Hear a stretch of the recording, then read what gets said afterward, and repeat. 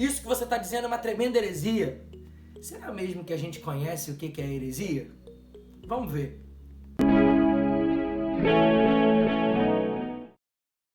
Olá, Eclésia! Seja muito bem-vindo aqui nesse canal. Eu sou o pastor Rafael Jesus e hoje nós vamos falar sobre heresia. 5 principais heresias que estão aí presentes na igreja desde o seu início. E a gente vai tentar entender um pouquinho o que é de fato heresia. Mas antes, já deixa a sua curtida aqui, também comenta, também compartilha. Faz o seguinte, ativa o sininho aqui para você receber notificações de cada vídeo novo que sai nesse canal, sempre 2 vídeos por semana.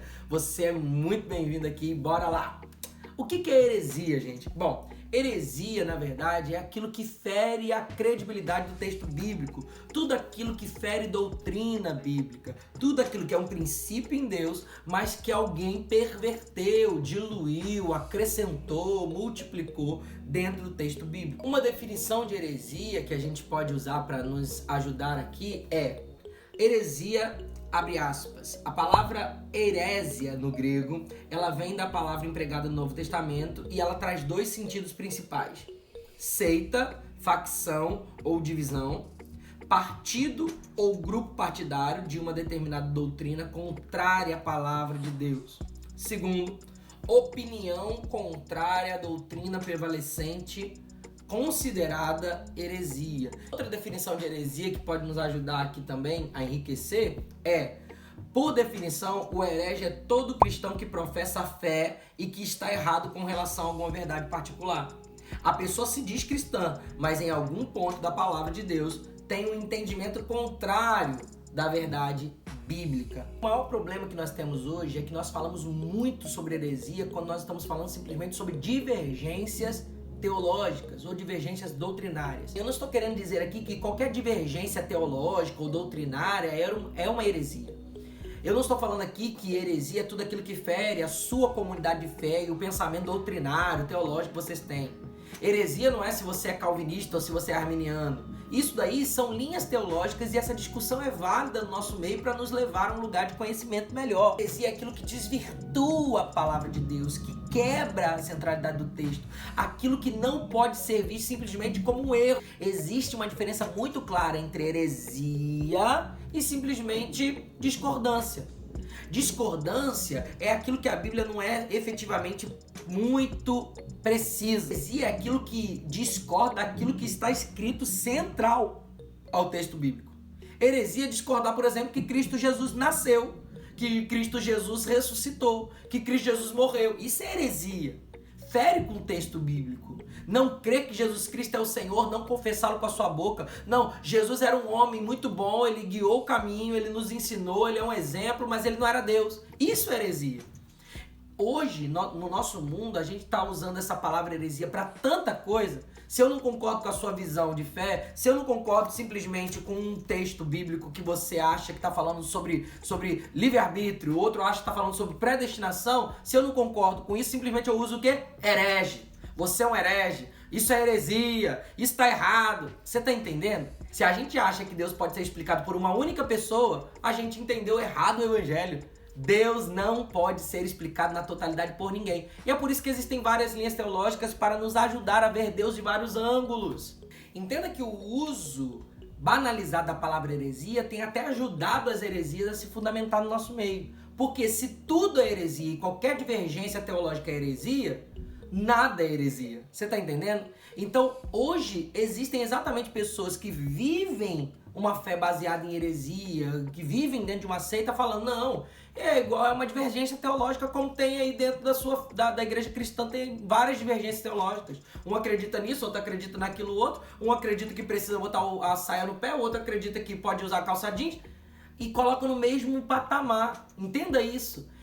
A falta de critério para usar a palavra heresia daqueles que realmente são apologetas dessa geração é o que tem fundamentado esses hereges a dizer é só mais um erro doutrinário. Não. Heresia é tudo aquilo que fere o texto bíblico. O que a gente vai ver aqui então são 5 heresias que são muito vistas na igreja desde o seu nascimento.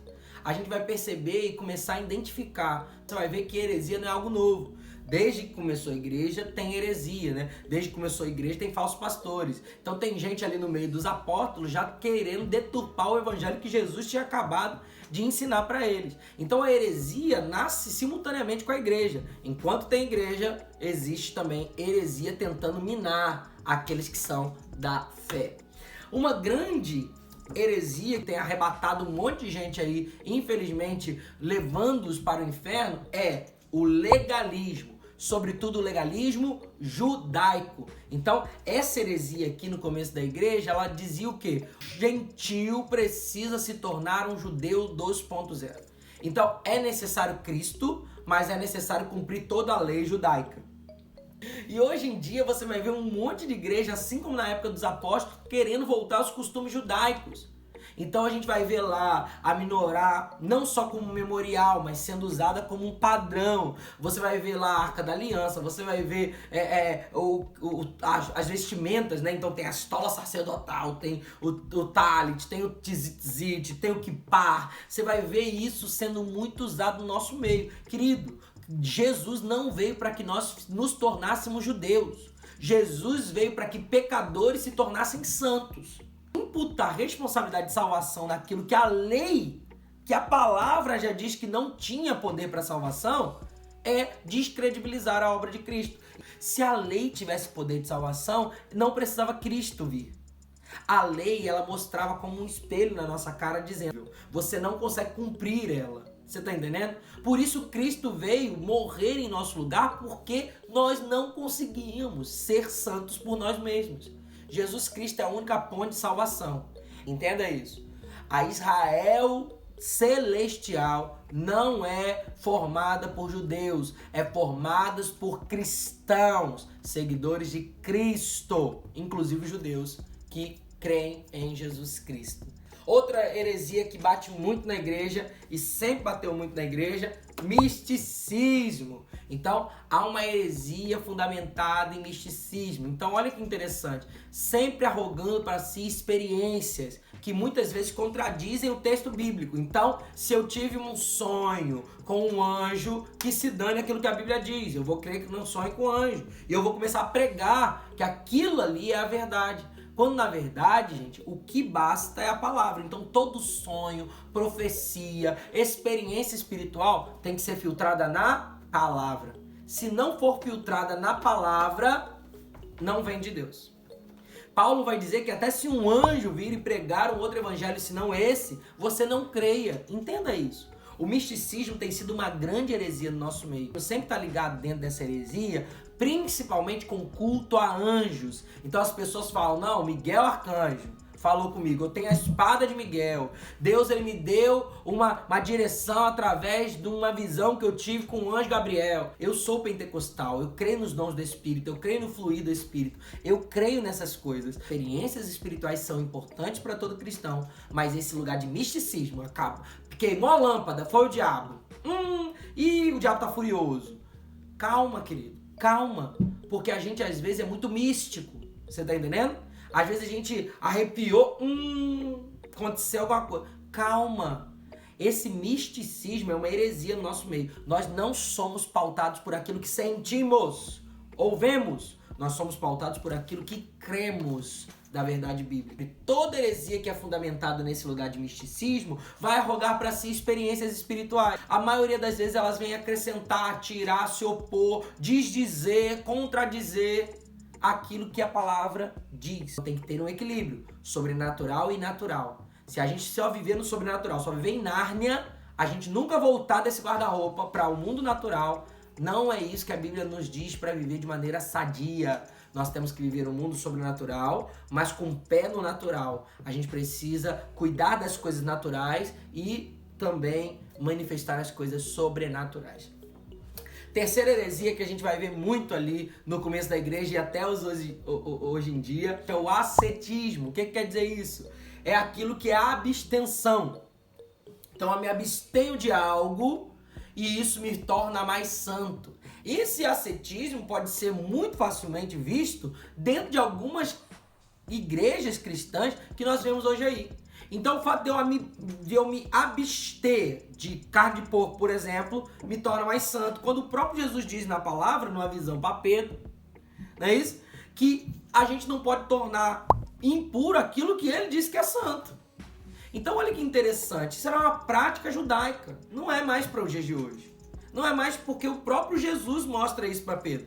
As práticas ascéticas, elas podem te ajudar na caminhada cristã, mas elas não podem ser e se tornar vanglória. A heresia ascética, então, acha que porque ela nega alguma coisa de comer ou de beber, que ela vive em algum lugar especial, separado, totalmente, ela vai ser melhor do que o restante das pessoas e por isso ela se santifica. Então, essa prática ascética herege está muito ligada à autojustificação, à autossalvação.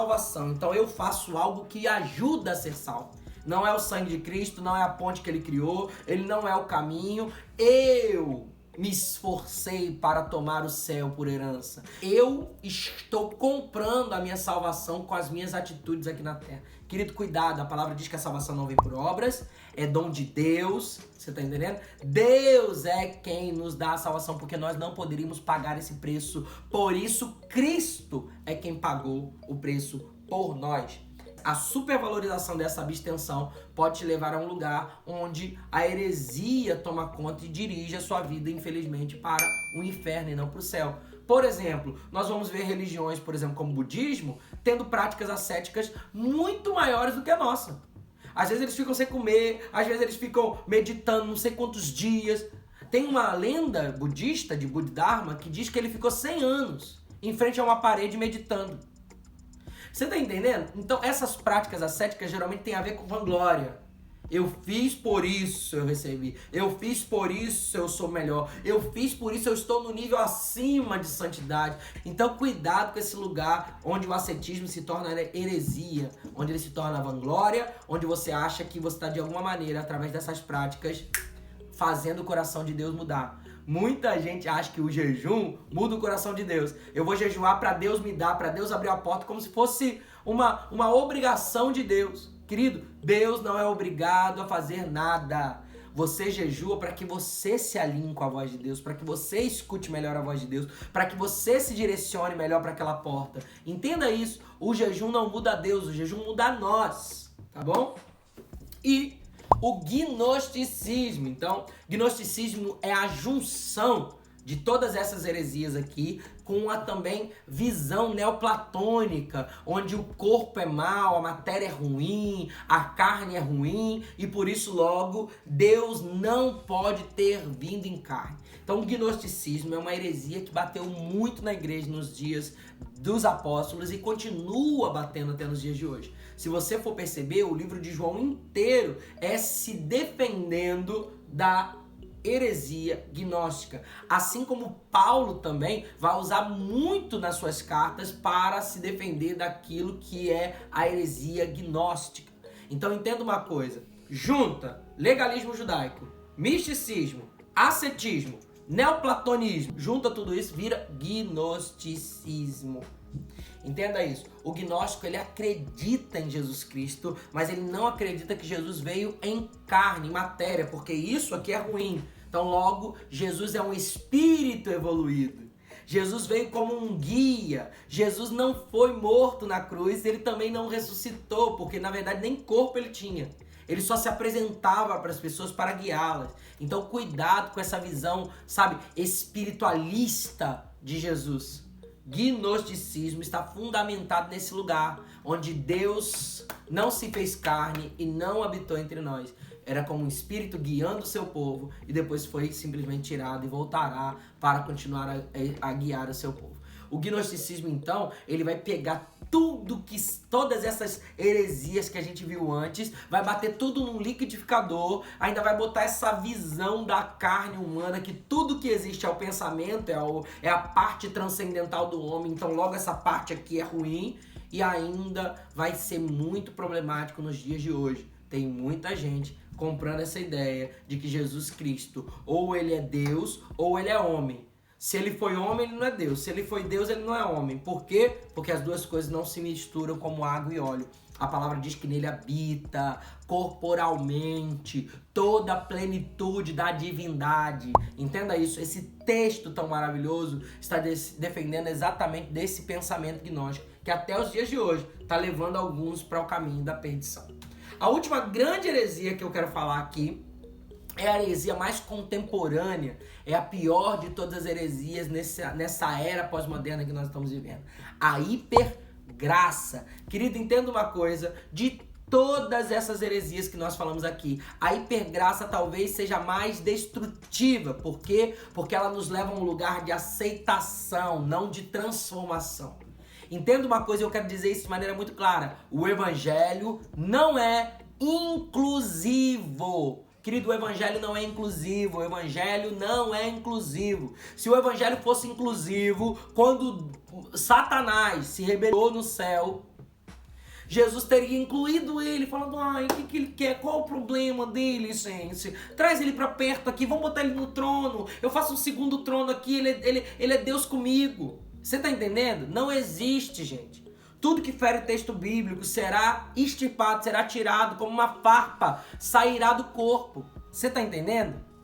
Tem pessoas que se fundamentam nessa hipergraça e hoje estão pregando um evangelho de libertinagem. Pode tudo. Deus te ama de qualquer jeito, porque Deus é amor. Não julga o seu irmão, não. Então a hipergraça se apropria do quê? A Bíblia contém a palavra de Deus, mas ela não é a palavra de Deus. Ela não é infalível, inerrante, ela só contém alguma verdade. Então você precisa extrair a verdade e aquilo que só é letra, só é história. Quem que vai fazer esse filtro? Na hipergraça, você vai ver a supervalorização do quê? Do homem, do eu, do humano. Então o homem está no centro de Deus. O homem está no centro de todas as coisas. O homem é que vai ser abençoado. O homem é isso. O homem é aquilo. O homem é aquilo outro. É esse evangelho do que nós estamos vivendo hoje, da autoajuda. Tudo é para o homem, pelo homem, por causa do homem. Tudo é para ele, por causa dele. Não, o evangelho não é sobre o homem, gente. A Bíblia nem sequer tem o homem como protagonista. Na Bíblia, o homem é coadjuvante. O protagonismo vem do autor. Ele é o autor e ele é o protagonista. Jesus é o centro da palavra. Então cuidado com a hipergraça, que você pode tudo, que Deus sabe do seu coração, que ninguém pode te julgar. É claro que não julgar com hipocrisia, eu tendo uma trave nos meus olhos, julgar o seu cisco. Mas a palavra não diz para que nós não julguemos. A palavra não fala sobre um evangelho de aceitação. Vem como estás, mas não permaneça. É isso que nós costumamos dizer, não é isso? O problema é que hoje em dia tá vem como estás, permaneça e ainda faça discípulos dessa sua vida impura. Não tem como, gente. Sabe o que é pior nesse tempo de hipergraça? É porque o ateu, quando ele entende que Jesus é real e ele se converte, ele é salvo. Mas o que eu vou dizer para uma pessoa que acha que já tem Jesus? Não, Jesus me ama, do jeito que eu sou. Eu creio em Jesus, Jesus é meu best friend. Jesus é meu melhor amigo, Jesus é tudo pra mim. Mas não quer mudar, não quer fazer. Então a hipergraça se fundamenta num lugar onde o evangelho é muito adocicado. Onde o sangue de Jesus é muito diluído. Onde a verdade se torna muito relativa. Onde qualquer caminho leva a Deus. Porque Deus é tão amoroso que nos últimos tempos ele salvará até o diabo do inferno. Querido, cuidado com esse lugar de hipergraça. Talvez a pior heresia que já bateu na igreja em todos os tempos. Porque é a heresia do meio. A palavra vai dizer que se não é quente, não é frio, é morno. Eu estou a ponto de vomitá-lo da minha boca. Entenda isso. Nem toda heresia vai se tornar uma seita. Um grupo separado. Pensamento religioso separado. Mas toda seita é fundamentada em heresia. Há uma raiz de começo. Né? E as heresias, esse erro que fere a palavra, pode ser o começo de algo que vai nortear todo um grupo de fé para o inferno. Não entre nesse lugar de heresia, saia desse lugar de heresia e viva a vida plena através do texto bíblico e daquilo que ele diz. Se você acha que a sua vida cristã tá plena, tá favorável, tá tudo tranquilo e você não precisa mudar mais nada, tá tudo excelente, você já se tornou um desviado. Deus abençoe a sua vida.